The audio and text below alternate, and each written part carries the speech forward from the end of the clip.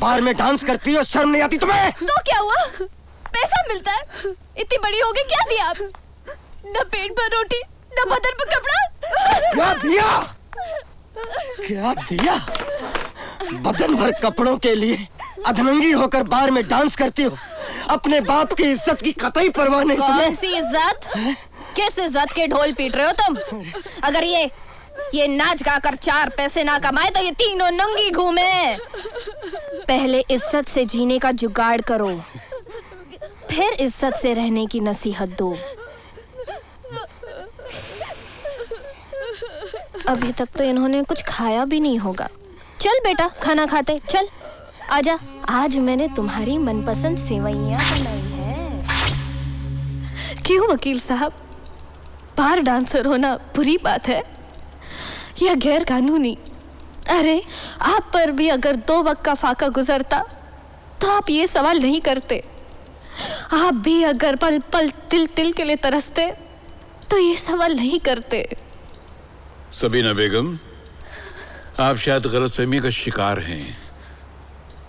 अपना बचपन भी तंगदस्ती, मुफलिसी और महरूमियों का शिकार हुआ है। एक खंडर जैसी बिल्डिंग में ग्राउंड फ्लोर पर 150 स्क्वायर फुट के कमरे में माँ बाप और 4 बहन भाइयों के साथ रहते थे हम लोग।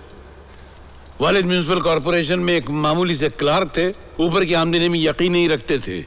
इतनी उनको तनख्वाह मिलती थी जिसमें घर चलाना ऐसे था जैसे छोटे से रुमाल से पूरा तन ढांकने की नाकाम कोशिश करना। घर की बिजली अक्सर कटी रहती थी, घर में रोशनी नहीं होती थी। वो तो ऊपर वाले की मेहरबानी थी कि स्ट्रीट लाइट की रोशनी घर में आती थी, उसमें हमने पढ़ाई पूरी की है। और ये भी नहीं किया कि कॉलेज के ज़माने में गली के नुक्कड़ पे किसी मटके के अड्डे पे जाके नौकरियां की और चिट्ठियां फाड़ते रहे और पैसे कमाते रहे। मैडम, इंसान को ऐसा काम करना चाहिए जिसमें अपनी इज्जत और आबरू बरकरार रहे। समाज का हर कमजोर, हर गरीब आपको देखकर सबक ले, मुफलिसी के आगे घुटने न टेक दे, तंग आकर गंदे काम न शुरू कर दे। पैसा मिल चुका है, वहाँ पैसा मत मांगना। हमारा पुराना ग्राहक है, बहुत बड़ा बिजनेसमैन है, शिकायत का मौका नहीं आना चाहिए। और अगर रात को रुकने के लिए कहे तो रुक जाना, ठीक है? ड्राइवर ले जाओ। चलो। चलिए सबीना बेगम, आज आपको नई रोशनी दिखाते हैं।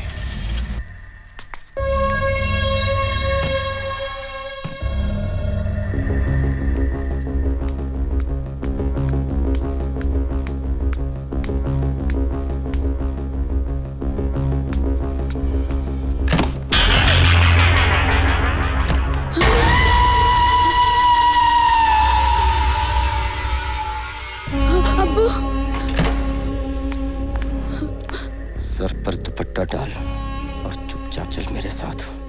किसी की तरफ देखना नहीं और किसी से कुछ बोलना नहीं। अरे सुन, तेरा काम हो गया हो तो मेरे पास छोड़ के जा, मेरा काम भी हो जाएगा।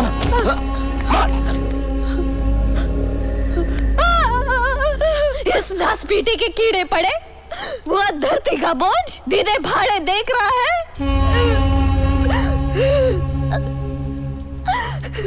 मरता भी तो नहीं है। इस हरामी के वजह से क्या क्या रसवाइयाँ हो रही है, क्या क्या रसवाइयाँ हो रही है। हमरे साहब, आपने तो कहा था कि अदालत में हमें इंसाफ मिलेगा। क्या ये होता है इंसाफ? अरे यहाँ इंसाफ होना तो दूर की बात है, उल्टा हम ही पर जलील और घटिया इल्जामात लगाए जा रहे हैं। मेरी बच्ची तो कब्र में भी तड़प उठी होगी, मेरे घर भी उसे चैन नहीं मिला होगा। जज साहिबा, आप चाहे तो इसे छोड़ दे या सजा दे, हमें माफ कर दीजिए। हमें ये केस और नहीं लड़ना और ये case. Your Honor, what is this going on? आखिर मेरे काबिल दोस्त इन बड़ी-बड़ी बातों से साबित क्या करना चाहते हैं? मिस्टर बिश्नोई, आप अदालत की मर्यादा का लिहाज करते हुए जिरह करिए और ये ख्याल रखिए कि सामने एक औरत है, उसके मान सम्मान को ठेस ना लगे। और आप भी इनके सवालों का ठीक-ठीक जवाब दीजिए। योर ऑनर, मेरे क्लाइंट सागर हुसैन पे ये इल्जाम भी है कि उसके बलात्कार की वजह से लड़कियां एक बार नहीं कई बार प्रेग्नेंट हुई और उनका गर्भ भी गिराया गया। अलग अलग मर्दों के साथ सोने वाली लड़कियां सिर्फ सागर हुसैन से प्रेग्नेंट हुई, इसका फैसला कैसे होगा? कुछ खास पॉइंट्स मैं कोर्ट के सामने पेश करता हूं। वारदात के समय जो कपड़े मिले उनका लेबोरेटरी टेस्ट नहीं कराया गया। सागर हुसैन के सीएमएन का CFSL रिपोर्ट नहीं है। लड़कियों की अंदरूनी जांच यानी मेडिकल टेस्ट नहीं कराया गया। बलात्कार के समय लड़कियों का DNA टेस्ट होना चाहिए था, हर हाल में होना चाहिए था, वो नहीं हुआ। किसी मुल्जिम को जब चार्जशीट किया जाता है तो इन्वेस्टिगेशन रिपोर्ट भी सबमिट की जाती है। जाहिर है मेरे काबिल दोस्त ये तो जानते होंगे कि इस केस में भी मेडिकल टेस्ट हुआ है और उसके साथ ही इनकी ब्लड रिपोर्ट भी है। आपका क्या ब्लड ग्रुप है mister public prosecutor? Mister Bishnoi, आप फिर इस केस से दूर होते जा रहे हैं। अरे मेरे एक सीधे से सवाल से आप बिदक क्यों रहे हैं, बताइए ना। Well, it is AB positive. Your honour, यही ब्लड ग्रुप सागर हुसैन का भी है और हजारों लाखों लोगों का होगा। तो इससे यह कैसे साबित होगा कि ये जो बलात्कार है वो सागर हुसैन ने किया है? तो मिस्टर वर्मा, इस रिपोर्ट की बुनियाद पर तो हर AB पॉजिटिव वाले पर बलात्कार का चार्ज लगाया जा सकता है। अगर यहां किसी मेल या फीमेल की CFSL रिपोर्ट होती, मेडिकल रिपोर्ट होती, DNA रिपोर्ट होती और उसके सपोर्ट में ब्लड रिपोर्ट होती तो बात बनती। सिर्फ ब्लड रिपोर्ट से इतने बड़े चार्ज को एस्टैब्लिश करना कतई नामुमकिन है। But in this case it is very simple. Chargesheet को एस्टैब्लिश करने के लिए ब्लड रिपोर्ट ही काफी है, क्योंकि विक्टिम्स कोई और नहीं है बल्कि सागर हुसैन की सगी बेटियां हैं।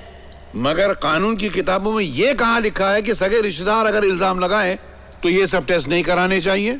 इसके अलावा मरहूम बानो को डायरी लिखने की आदत थी। वो डायरी खुद ब खुद एक मजबूत एविडेंस है।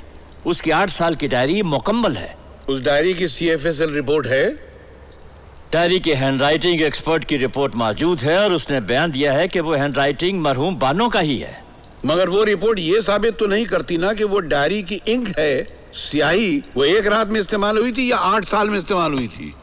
देखिए, मैं फिर दोहरा रहा हूं कि अगर ये 2 टेस्ट होते तब प्रोसिक्यूशन का केस मजबूत होता। लेकिन अगर आप मेरे एतराजात को संजीदगी से नहीं लेंगे और एक ही राग अलापते रहेंगे कि सगी बेटियों ने इल्जाम लगाया है, तो फिर मैं यही समझूंगा कि इस अदालत से मेरे क्लाइंट को इंसाफ नहीं मिलेगा। कोई बात नहीं, मगर आप यकीन रखिए कि इस अदालत में न सही, इससे ऊंची अदालत में वो साफ बरी हो जाएगा। योर ऑनर, मेरे काबुल दोस्त धमकी दे रहे हैं। Mister Bishnoi, behave yourself. आप अदालत को धमकी दे रहे हैं। I am sorry. Your honour, मैं फिर कहूंगा कि मेरे काबिल दोस्त खामखा अदालत का कीमती वक्त जाया कर रहे हैं। यह सवाल खुद अपनी जगह बहुत बड़ा है और हर अदालत इस पर बहुत संजीदगी से गौर करेगी। क्या इस सवाल की अहमियत कम नहीं है कि सगी बेटियां अपने ही बाप पर क्यों ऐसा घिनौना इल्जाम लगाएंगी? मैं उसी तरफ आ रहा हूं मिस्टर वर्मा। ओके, अदालत आपका बयान गौर से सुनेंगी। शुक्रिया। 3 में से 2 बेटियां मां के बताए हुए गुमराही के रास्ते पर चल पड़ी थी और बाप को उसका पता भी चल गया था। अब सवाल था तीसरी बेटी रूबीना का, जो सियानी हो गई थी, बाप की लाडली थी मगर नाबालिग थी। मगर दौलत के लालच में अंधी मां ने दोनों हाथों से दौलत बटोरने के लिए रूबीना की नथ उतरवाई का सौदा एक बार के मोटे सेठ के साथ तय कर लिया था।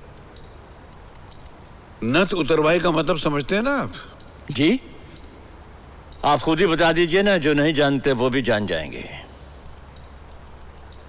गर्म गोश्त यानी फ्लैश के धंधे में उतारने के लिए पहली बात जो सबसे बढ़कर बोली लगाता है या जो सबसे ज्यादा पैसे ऑफर करता है, पहली रात उस लड़की को उस मर्द के साथ सोना पड़ता है। इसको नथ उतरवाई कहते हैं। मगर उन लोगों की बदकिस्मती कि नथ उतरवाई की इस बात का सागर हुसैन को पता चल गया। उसके अंदर एक जिम्मेदार बाप और एक फर्ज को पहचानने वाला बाप जाग गया। उसने हर हाल में अपनी बेटी को बचाने की कोशिश की। वो हर हाल में अपनी छोटी बेटी को बचाना चाहता था। इसके लिए सागर हुसैन ने एक कदम उठाया।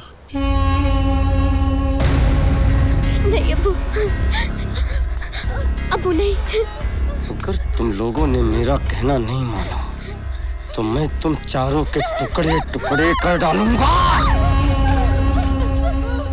कल सुबह मैं ये शहर छोड़ देना चाहता हूँ और तुम चारों मेरे साथ गांव चलोगी। गांव मैं जब तक आता हूँ तब तक कोई भी घर से बाहर नहीं निकलेगा। एक भी घर से बाहर निकला तो सीधा कटा मिलेगा बाहर।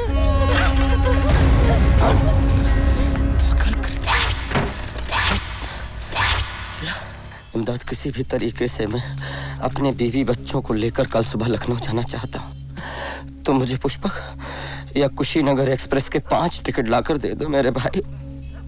अगर ये फैसला तूने पहले किया होता ना तो आज ये दिन नहीं देखना पड़ता। सागर, एक कहावत है कि औलाद को सोने का निवाला खिलाओ लेकिन देखो दुश्मन की नजर। हाँ यार, मुझे बाप बनना नहीं आया। मैं हार चुका हूं अपनी बीवी और बच्चों से। तुम टिकट करो, खुदा के लिए तुम। कुछ करता हूँ मैं, तेरे लिए टिकट का इंतजाम करता हूँ। संभाल।